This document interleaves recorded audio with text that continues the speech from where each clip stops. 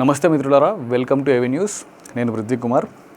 అయితే చెన్నైలో ఒక హృదయ విచారక ఘటన చోటు చేసుకుంది. అదేంటంటే పొద్దున్నే రోడ్డు పక్కన కనిపించిన మూట ఏంటని తెరిచి చూడగా గుండెలు పగిలే దృశ్యం. ధనం మూలం ఇదం జగత్ అంటారు, కానీ ధర్మం మూలం ఇదం జగత్ అని ఎవరు అనరు.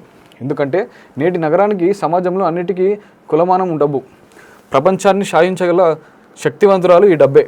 కానీ అదే డబ్బు ఒక ప్రాణాన్ని కూడా కొనలేని పేదరాలు. జగమంతా ఈ కాసుల పంజరంలోనే చిక్కుందనడంలో ఎలాంటి అతిశయోక్తి లేదు. చివరికి కాటికి చేరడానికి కూడా బాటలు వేసేది కాసులేనని తాజా ఘటన మరోసారి నిరూపించింది.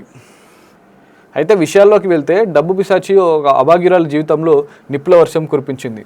చేతిలో చిల్లి గవ్వలేక ఓ పెద్దయిన అర్ధాంతరంగా అర్ధాంగి కాలం చేస్తే కాటి వరకు తోడుగా నడవలేక రోడ్డు పక్కనే సంచిలో మూట కట్టి వదిలేసి దుఃఖం దిగమింగుకొని అక్కడి నుంచి కదిలి వెళ్ళిపోయాడు. ఈ దారుణ ఘటన తమిళనాడులోని పల్లావరం సమీపంలోని త్రిశూలముక్కిన్ అమ్మన్ ఆలయ వీధిలో వెలుగు చూసింది.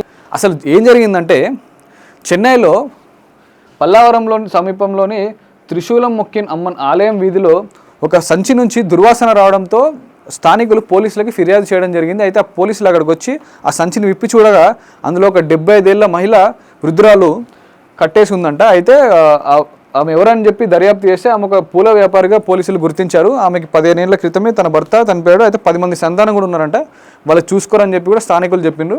అయితే ఆమె అక్కడే ఒక హోటల్లో పనిచేస్తున్న 63 ఏళ్ల మహమ్మద్ హసన్తో కలిసి ఉండేదంట.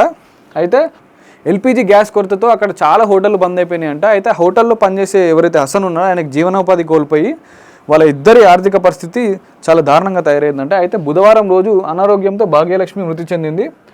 అయితే అంత్యక్రియల ఖర్చులకు కూడా డబ్బులు లేక రోడ్డు పక్కన వెళ్ళేవారు, లేదంటే సామాజిక కార్యకర్తలు ఎవరైనా అంత్యక్రియలు చేస్తారన్న ఆశతో ఆయన మా వృద్ధురాలి శవాన్ని ఏదైతే ఉందో అది సంచిలో కొక్కి ఒక రోడ్డు పక్కన పెట్టి వెళ్ళిపోయినట్లు పోలీసుల విచారణలో ఆ హసన్ ఎవరైతే ఉన్నారో ఆయన చెప్పారంట. సో ఇది చాలా హృదయ విచారక సంఘటన. ఎందుకంటే ఎక్కడో యుద్ధం అయితే ఇక్కడ గ్యాస్ కొరత వచ్చి హోటల్ బంద్ అయితే ఒక మనిషికి ఉపాధి పోయి ఆయన కనీసం తనతో ఉండే వ్యక్తి ఒక దాన సంస్కారాలు కూడా డబ్బు లేని స్థితిలోకి వెళ్ళిపోయి ఇటువంటి ఘటన చోటు చేసుకోవడం అనేది చాలా బాధాకరం.